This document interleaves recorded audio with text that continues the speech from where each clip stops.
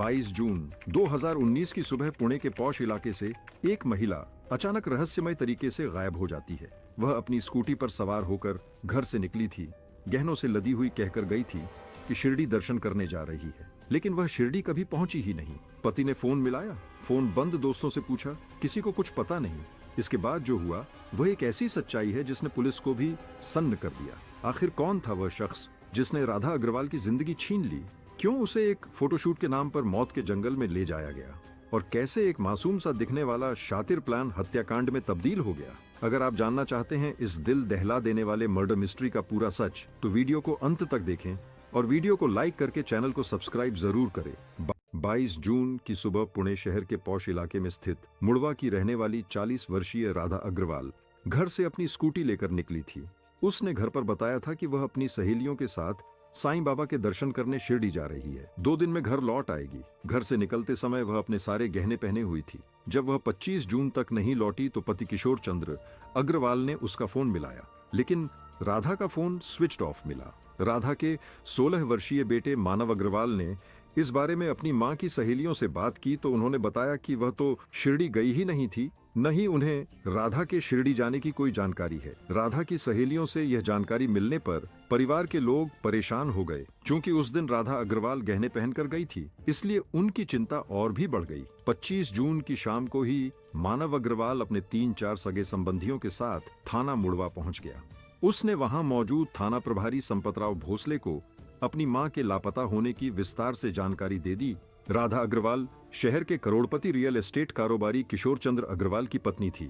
मानव अग्रवाल की बात सुनकर थाना प्रभारी भी आश्चर्य में पड़ गए कि आशा अग्रवाल आखिर अपनी मर्जी से कहां चली गई। उन्होंने राधा अग्रवाल की डिटेल्स लेने के बाद मानव को भरोसा दिया कि पुलिस उन्हें अपने स्तर से ढूंढने की कोशिश करेगी, क्योंकि मामला एक प्रतिष्ठित परिवार की महिला से जुड़ा था। इसलिए थाना प्रभारी ने इसकी सूचना अपने अधिकारियों को दे दी। इसके बाद उन्होंने राधा अग्रवाल की गुमशुदगी की कार्रवाई शुरू कर दी। उन्होंने फोटो सहित उसका हुलिया पुणे शहर के सभी पुलिस थानों को भिजवा दिया। इसके अलावा उन्होंने मुखबिरों को भी लगा दिया। थाना प्रभारी ने मामले की जांच के लिए एसआई अमोल गवली, स्वप्निल पाटिल और हेड कांस्टेबल कैलाश चौहान को शामिल कर एक टीम बनाई। पुलिस टीम अपने स्तर से राधा अग्रवाल को तलाशने लगी।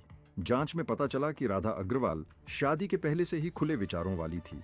वह किसी प्रकार के बंधनों को नहीं मानती थी।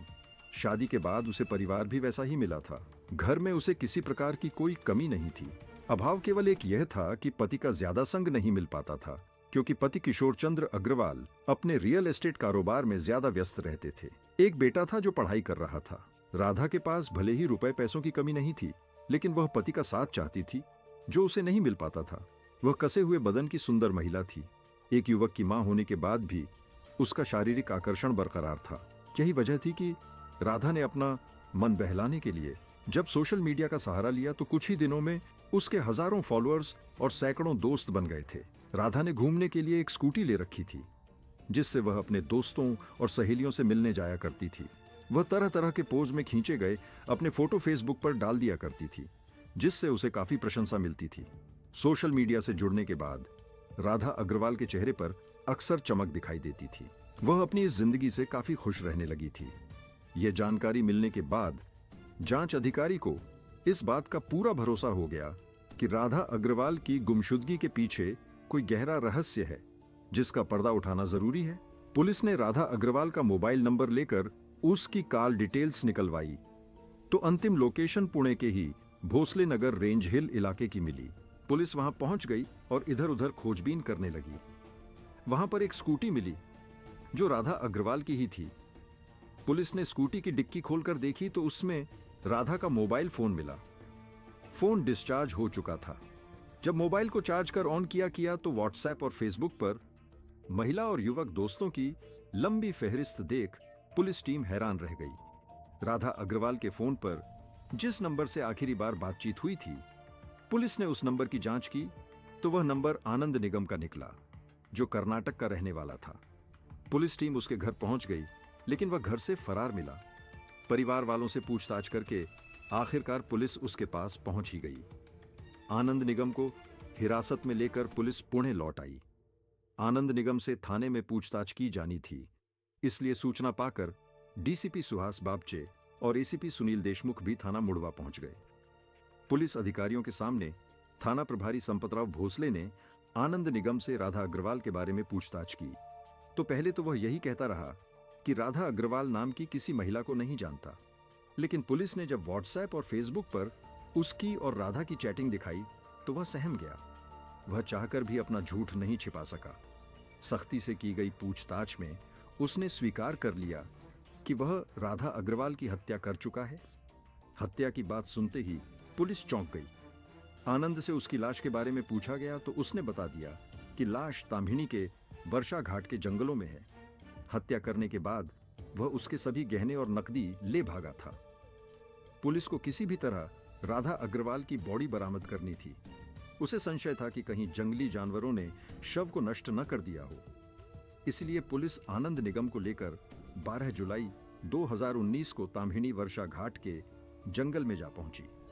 लेकिन जंगल में राधा अग्रवाल के केवल अस्थिपंजर और कपड़े मिले। उसका मांस जंगली जानवर नोच-नोच कर खा चुके थे। पुणे पुलिस ने स्थानीय पुलिस के सहयोग से कंकाल बरामद कर पोस्टमार्टम के लिए भेज दिया। इसके बाद पुलिस आनंद निगम को लेकर पुणे लौट आई। पूछताछ करने पर आनंद निगम ने राधा अग्रवाल की हत्या की जो कहानी बताई, जिसे सुनकर आपके होश उड़ जाएंगे। 31 वर्षीय आनंद निगम मूल रूप से कर्नाटक का रहने वाला था। उसके पिता का नाम शिवाजी निगम था। परिवार में उसके माता पिता के अलावा एक छोटी बहन थी। परिवार की माली स्थिति साधारण थी। जब उसके पिता का निधन हो गया तो घर की जिम्मेदारी आनंद पर आ गई। वह रोजी रोटी की तलाश में परिवार के साथ पुणे आ गया और वहां की वृंदावन कॉलोनी के तापकीर नगर में रहने लगा। पुणे में रहते हुए उसकी मां ने एक दूसरे आदमी का हाथ पकड़ लिया था। बहन जवान हुई तो उसने भी लव मैरिज कर ली। इसके बाद आनंद ने भी अंतरजातीय विवाह कर अपना घर बसा लिया। समय गुजरता गया और वह 2 बच्चों का बाप बन गया। अपनी रोजी रोटी के लिए उसने एक पुरानी कार ले ली और लोगों को कार चलाना सिखाने लगा। उसके पास ड्राइविंग सीखने के लिए ज्यादातर महिलाएं आती थीं। व्यवहार कुशल होने के नाते अधिकतर महिलाएं उसके प्रभाव में आ जाती थीं, जो उसकी दोस्त बन जाती थीं। वह उनसे फेसबुक, व्हाट्सएप के माध्यम से चैटिंग किया करता था, जिसका असर उसके व्यवसाय पर पड़ने लगा था। यह बात जब उसकी पत्नी को मालूम हुई तो उसने उसे आड़े हाथों लिया। विवाद इतना बढ़ा कि उसे अपना कार ड्राइविंग का धंधा बंद करना पड़ा। इसके बाद उसे परिवार चलाने के लिए कोई काम तो करना ही था। उसने अपने जान पहचान वालों और दोस्तों से ब्याज पर पैसे लेकर भोसले नगर के रेंज हिल इलाके में एक टी स्टॉल शुरू कर दिया। स्टॉल पर वह बीड़ी सिगरेट भी बेचता था। इस काम में उसकी मां भी मदद किया करती थी। पूरा दिन खपाने के बाद भी इस काम में कोई खास आमदनी नहीं हो पाती थी। घर का खर्च भी मुश्किल चलता था। ऐसे में उसे कर्ज उतारना भी मुश्किल हो गया था। नतीजा ये हुआ कि उसका कर्ज बढ़ते बढ़ते 2 लाख के करीब पहुंच गया। वह इसी चिंता में रहता कि कर्ज कैसे उतारे। आनंद सोशल साइट्स पर एक्टिव रहता था। एक दिन उसने फेसबुक पर राधा अग्रवाल का प्रोफाइल देखा तो उस पर मोहित हो गया। उसने बिना देर किए फ्रेंड रिक्वेस्ट भेज दी। राधा अग्रवाल ने भी आनंद निगम का फोटो देखते ही उसकी फ्रेंड रिक्वेस्ट स्वीकार कर ली। हालांकि राधा अग्रवाल और आनंद निगम की उम्र में काफी अंतर था। राधा अग्रवाल आनंद निगम से करीब 10 साल बड़ी थी, लेकिन दोनों को इससे कोई फर्क नहीं पड़ा। कुछ दिनों की चैटिंग के दौरान दोनों में गहरी दोस्ती हो गई और धीरे धीरे वे एक दूसरे के करीब आने लगे। राधा अग्रवाल के पास पैसों की कमी नहीं थी। खर्च करने के लिए उसके पास पैसा ही पैसा था, जबकि कहीं आने जाने के लिए स्कूटी थी। वह आनंद निगम के संपर्क में आकर कुछ इस प्रकार फिसली कि अपनी मर्यादा की लक्ष्मण रेखाओं को भी लांघ गई। जब भी मौका मिलता दोनों पुणे शहर के किसी भी होटल में जाकर मौजमजे कर लेते थे। समय अपनी गति से चल रहा था। राधा अग्रवाल अब पूरी तरह से आनंद निगम पर आंख मूंदकर भरोसा करने लगी थी। आनंद निगम उससे जो भी कहता उसे वह तहे दिल से स्वीकार करती थी। आनंद निगम को जब इस बात का पूरा यकीन हो गया कि राधा पूरी तरह उसकी दीवानी है, तो उसने अपने ऊपर चढ़े कर्जे को उतारने की एक खतरनाक योजना तैयार कर ली। वैसे तो राधा अग्रवाल 1-2 लाख रुपए उसे ऐसे ही दे सकती थी, लेकिन आनंद अपने ऊपर किसी प्रकार का बोझ नहीं रखना चाहता था। इससे रिश्ता खराब होने पर राधा अग्रवाल भी उससे अपना पैसा मांग सकती थी। यही सब सोचकर वह सिर्फ अपनी योजना पर ध्यान देने लगा। योजना को अंजाम देने के लिए एक दिन उसने राधा से कहा, राधा तुम इतनी खूबसूरत हो कि अगर किसी मैगजीन में तुम्हारे फोटो भेजे जाएं तो वे कवर पेज पर छप सकते हैं। मैं चाहता हूं कि किसी नेचुरल जगह पर तुम्हारा फोटोशूट करके फोटो मैगजीन वगैरह में भेजे जाएं। तभी उसने कहा, ठीक है, मैं इसके लिए तैयार हूं। आनंद ने कहा, तुम कल अपने सारे गहने पहनकर आ जाओ, हम पुणे से कहीं दूर चलेंगे।